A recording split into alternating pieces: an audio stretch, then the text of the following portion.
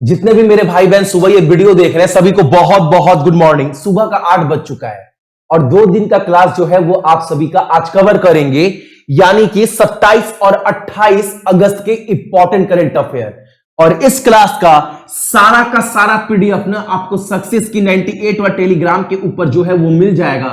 और current affair को बहुत अच्छे से पढ़ो, क्योंकि मैं बराबर बोलता हूं करंट अफेयर को अगर डेली सही तरीके से पढ़ लिया जाए ना तो जो बोझ है वो बहुत कम पड़ेगा।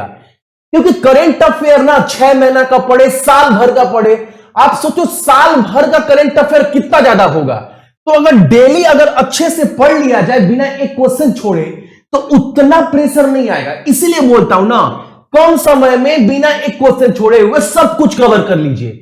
और सक्सेस की 98 के एप्लीकेशन के ऊपर जाकर ना स्टैटिक जीके वाला सारा पीडीएफ आप ले सकते हैं मात्र 69 में। और आज रात के बाद ना ये प्राइस जो है वो बढ़ जाएगा, क्योंकि ना आज रात को पूरा एप्लीकेशन जो है वो अपडेट कर दूंगा, जिसके अंदर आपको GK, general science, static GK भी देखने को मिले। ठीक है, और आज का पहला क्वेश्चन हमारे सामने क्या है, पूर्वोत्तर में जितने भी राज्य हैं उस राज्य में स्वास्थ्य ढांचे के विकास के लिए कितनी राशि की घोषणा की गई है केंद्र सरकार के द्वारा। तो आपको बस अमाउंट याद रखना है 1300 करोड़ रुपए, यानी कि ऑप्शन नंबर क्या, ऑप्शन नंबर हमारा डी। अगला क्वेश्चन हमारे सामने यहां पर है, एचडीएफसी का जो बैंक है ना उसके जो क्रेडिट कार्ड है उसको बेचने पर यानी उसको निकालने पर ना नए कस्टमर के लिए इस पर बैन लगाया गया था। लेकिन रिजर्व बैंक ऑफ इंडिया ने बोल दिया है ना अब जो है एचडीएफसी बैंक जो है ना अपना क्रेडिट कार्ड जो है वो कस्टमर को नए तरीके से दे सकती है। तो रिजर्व बैंक ऑफ इंडिया ने किस बैंक से ये प्रतिबंध उठाया है, तो आपका एचडीएफसी बैंक के, ऑप्शन नंबर सी। और एचडीएफसी बैंक के बारे में सभी लोगों को सब कुछ पता होगा कि यहां के सीईओ का नाम क्या है, शशिधर जगदीशन। और यहां के अध्यक्ष का नाम क्या है एचडीएफसी बैंक का, तो अतानु चक्रवर्ती। अगर मैं बोलूं कि एचडीएफसी बैंक का गठन कब हुआ था, तो 1994 मुंबई हेडक्वार्टर। और टैगलाइन, हम आपकी दुनिया को समझते हैं, यानी we understand your world. Question क्या बोला है, रिजर्व बैंक ऑफ इंडिया के द्वारा एचडीएफसी बैंक के ऊपर बैन लगाया गया था कि ये बैंक जो है क्रेडिट कार्ड जो है अपने नए कस्टमर को जारी अभी नहीं कर पाएगी, लेकिन अब ये प्रतिबंध उठा दिया गया है एचडीएफसी बैंक से। अगला क्वेश्चन हमारे सामने यहां पर है, अगला क्वेश्चन बोल रहा है हमारे सामने, किस राज्य के मुख्यमंत्री ने क्या किया है भाई, कि दादा किस राज्य के मुख्यमंत्री के दादा ने, इनके दादा के ऊपर जीवनी थी।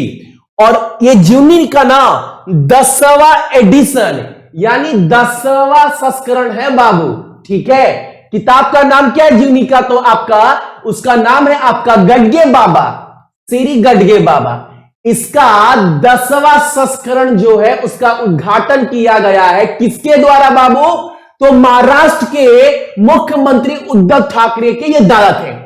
जो उनके दादा के ऊपर जो जीवनी निकाली गई है ना, इसका 10वां संस्करण का जो है उद्घाटन किया गया। क्लियर ना सबको क्वेश्चन समझने में किसी को दिक्कत। महाराष्ट्र के बारे में बात करूं तो महाराष्ट्र में लोकसभा सीट 48, राज्यसभा सीट 19, उद्धव ठाकरे मुख्यमंत्री और राज्यपाल तो काफी बार बताए हैं भगत सिंह कोश्यारी। और मैं बात करूं यहां के मुख्य न्यायाधीश का नाम, तो एकदम भैया वो भी याद है, दीपंकर दत्ता। जितने भी सुबह में 8 बजे क्लास देख रहे हैं, मुझे लगता है ना 90% से ज्यादा लोग जो एक महीने लगातार क्लास देखे हैं, 90% से ज्यादा लोगों को ना हर राज्य के बारे में हर जानकारी उनके मुंह के ऊपर होगा, सबको याद हो गया होगा। मैं काफी बार आपको बताता हूं एक क्वेश्चन, जो सैमसंग है ना, सैमसंग इंडिया, उसने अपना नए ब्रांड एम्बेसडर की नियुक्ति की है। यानी सैमसंग का जितना भी प्रोडक्ट है ना बाबू, सामान है ना, उसका प्रचार करने के लिए ब्रांड एम्बेसडर सैमसंग इंडिया ने किसको बनाया है, तो आलिया भट्ट को, ऑप्शन नंबर हमारा बी। अगला क्वेश्चन हमारे सामने है, केंद्र वित्त मंत्री निर्मला सीतारमण के द्वारा शुरू की गई राष्ट्रीय मुद्रीकरण पाइपलाइन के लिए कितना बजट आवंटित किया? बाबू ये क्वेश्चन बहुत इंपॉर्टेंट है और इसको ना मैं आप सभी को समझाऊंगा, तो थोड़ा टाइम लूंगा 1 मिनट का, समझिएगा भैया। अब ये नया बनाने का क्या स्कीम है? ताई का, ताई मतलब निर्मला ताई का, जो वित्त मंत्री जो प्याज नहीं खाती है। देखो सरकार बोल रही है ना आने वाले 4 साल में कितना बाबू, आने वाले ना 4 साल में सरकार जो है ना 6 लाख करोड़ रुपए जुटाएगी। अब आप बोलेंगे सरकार भीख मांगेगी क्या? तो पैसा 6 लाख करोड़ आएगा कहां से? वही मैं समझा रहा हूं। और सरकार बोल रहा है ना इस स्कीम का नाम क्या है? National monetization pipeline. ठीक, पहले समझ गए आप सभी, राष्ट्रीय मुद्रीकरण पाइपलाइन। अब ये पैसा 6 लाख करोड़ आएगा कहां से? सरकार बोल रही है ना हमारा जितना भी सामान है, देखो अब ना आज के डेट में ना लोगों के बीच में मानसिकता ऐसा फैल गया है ना, सरकार अगर कोई भी चीज प्राइवेट को दे ना तो सब बोलता है सरकार प्राइवेट कर दी, प्राइवेट कर दी, सर प्राइवेट के हाथों बेच दी सब संपत्ति। तो सरकार ना पब्लिक को बेवकूफ बनाने के लिए स्कीम निकाली है, यानी कान ऐसे पकड़ो चाहे कान ऐसे पकड़ो, बात एक ही है बाबू, एकदम साफ बात है, एकदम स्कीम ना सरल भाषा में समझिएगा। सरकार बोल रही है ना मेरा जितना भी संपत्ति है उस संपत्ति का लिस्ट भी जारी किया गया। मैं आपको दिखा रहा हूं जो ये सब संपत्ति है ना भारत सरकार का, जो भारत सरकार का रोड है, रेल है, ट्रांसमिशन लाइन है, नेशनल गैस पाइपलाइन है, पावर है, जनरेशन है, ऑयल पाइपलाइन है, टेलीकॉम है, माइनिंग है, एयरपोर्ट है या स्टेडियम है, इन सब को ना सरकार बोल रही है हम बेचेंगे नहीं, हम ये सरकार की संपत्ति हम इसको बेचेंगे नहीं। क्या करेंगे तब? इसको ना प्राइवेट के हाथों ना हम 15 साल के लिए दे देंगे। हम बेच नहीं रहे, हम 15 साल के लिए प्राइवेट को दे दे रहे हैं। सरकार ऐसा बोल रही है कि हम बेच नहीं रहे, हम बस क्या कर रहे हैं ना हम प्राइवेट के हाथों में दे दे रहे हैं। एग्जाम्पल के तौर पर समझिएगा ना, मान लीजिए ना बाबू ये रोड है, ठीक है, ये रोड है, मान लीजिए एग्जाम्पल के तौर पर ना बाबू आप बिहार में रहते हैं, बिहार में रहते हैं ना, तो पटना से लेकर बाबू बक्सर तक, यानी बक्सर तक, यानी बक्सर क्या है आपका बिहार उत्तर प्रदेश का बॉर्डर, मोटा मोटी बोल सकते हो। तो पटना से बक्सर तक जितना रोड आता है ना उस रोड को प्राइवेट के हाथ में बेच देगी, यानी वहां पर जितना भी टोल टैक्स लगता है, जितना भी फैसिलिटी है, अब उसका कमाई कहां पर जाएगा? तो प्राइवेट लेगा। उसके बदले ना सरकार बोल दी है ना इस रोड को हम 15 साल के लिए ना प्राइवेट को दे देते हैं। इसके बदले में प्राइवेट जो हो मान लो वो 10,000 करोड़ रुपए भारत सरकार को दिया, ठीक है। तो सरकार बोल रही है ना ऐसे कर कर कर ना हम लोग 6 लाख करोड़ रुपए जुटाएंगे और जो पैसा आएगा ना उसको कुछ नया बनाने में हम लोग निवेश करेंगे, सरकार ये बोल रही है। तो आपको लगता होगा, क्या लगेगा? तो भैया सही बात तो है, प्राइवेट को नहीं बेच रही है। हाँ बात सही है बाबू, बस 15 साल के लिए ना बोल रही है ना आप मेरा संपत्ति पे राज होगी। अब आपको जो समझना आप समझ सकते हैं, स्कीम यही है और लिस्ट जारी कर दिया गया है कि ये चीज आपका बेचा गया है।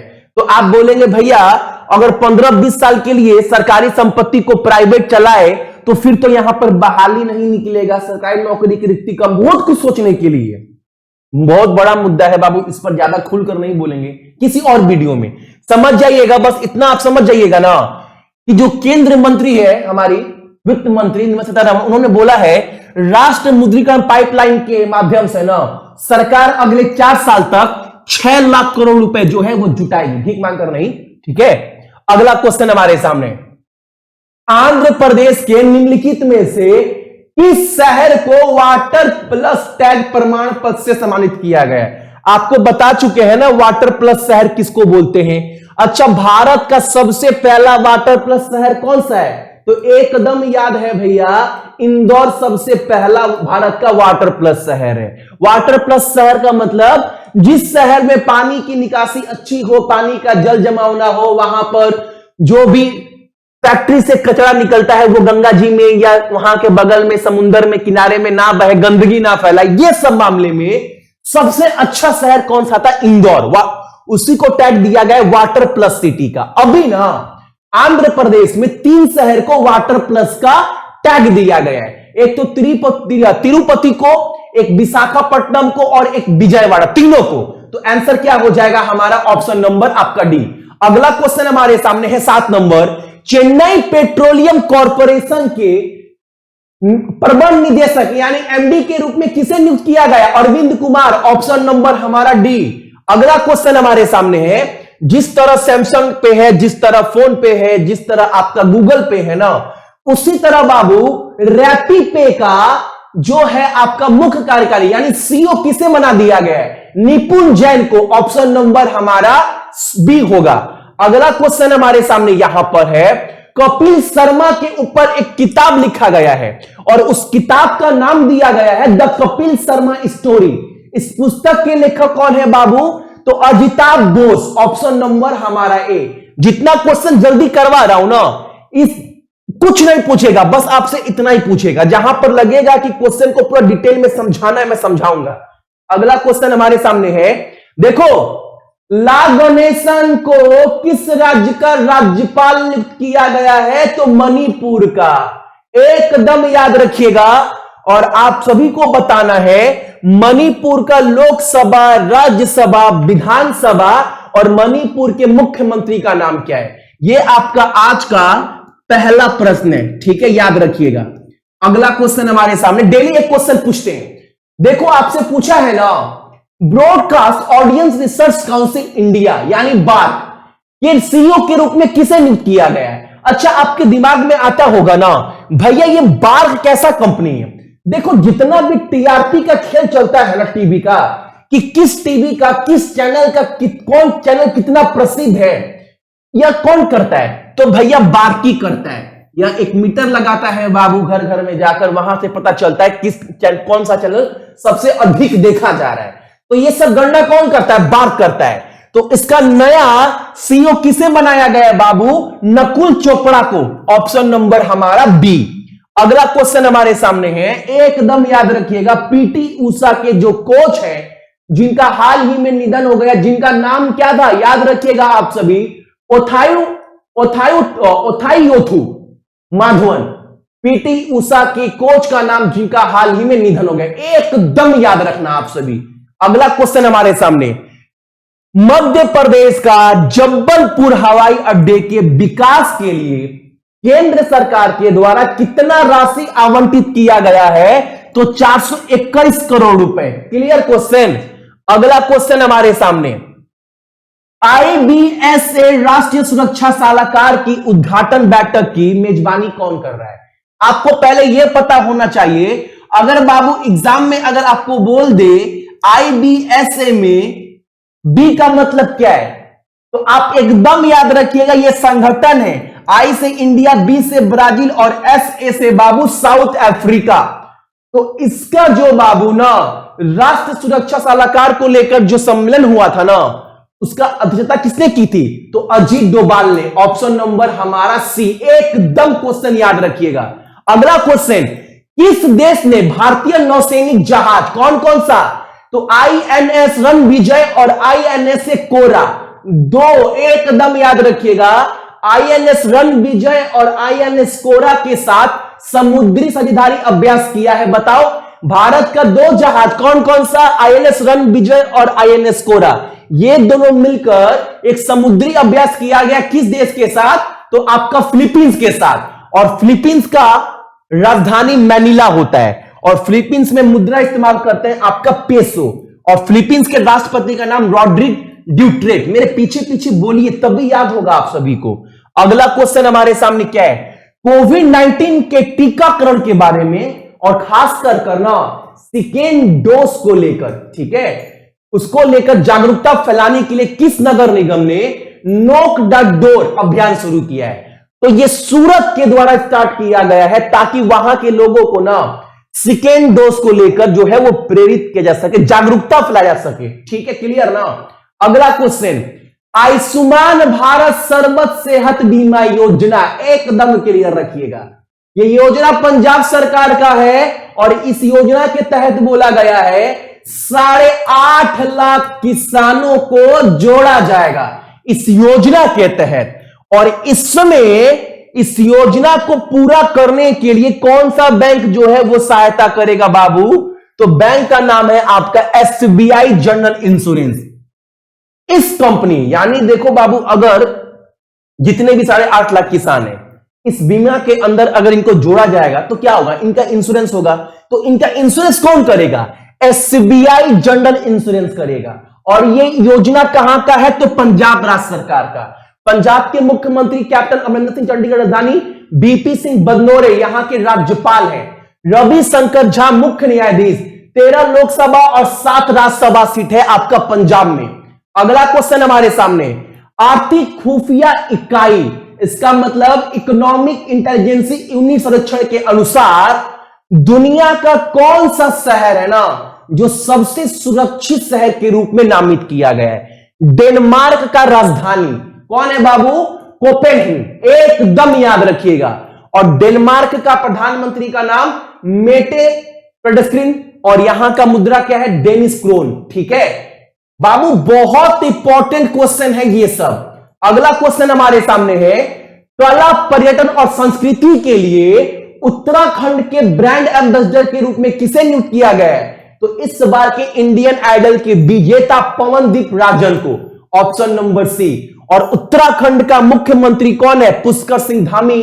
बेबी रानी मौर्य राज्यपाल, रघुवेंद्र सिंह चौहान मुख्य न्यायाधीश। 5 लोकसभा और 3 राज्यसभा सीट है, देहरादून राजधानी। अगला क्वेश्चन हमारे सामने और आज का अंतिम क्वेश्चन, रवि शास्त्री जो इंडिया क्रिकेट टीम के हेड कोच हैं, उनके द्वारा एक पुस्तक लिखा गया है। पुस्तक का नाम क्या दिया गया है, पुस्तक का नाम दिया गया star gazing the player in my life. यह पूरा पुस्तक का नाम है। यह पुस्तक लिखा किसके द्वारा गया, रवि शास्त्री के द्वारा। किस प्रकाशन के द्वारा इस पुस्तक को प्रकाशित किया जाएगा, तो एकदम याद रखिएगा, हार्पर कॉलिंस इंडिया के द्वारा, यानी कि ऑप्शन नंबर बी। तो यह था मेरा आज का इंपॉर्टेंट करंट अफेयर आपका 27 और 28 अगस्त का। क्लास अच्छा लगा होगा लाइक कर दीजिएगा। बाकी 3 बजे ना आपको आज एक मैराथन क्लास मिलेगा, ठीक है। बाकी जितने भी मेरे भाई बहन देख रहे हैं सभी को बहुत बहुत गुड मॉर्निंग। आपका दिन आज का बहुत अच्छा हो, कल के मुकाबले आज आप ज्यादा मेहनत करिए और खास कर करना अपने मम्मी पापा का भी ख्याल रखिएगा, ठीक है।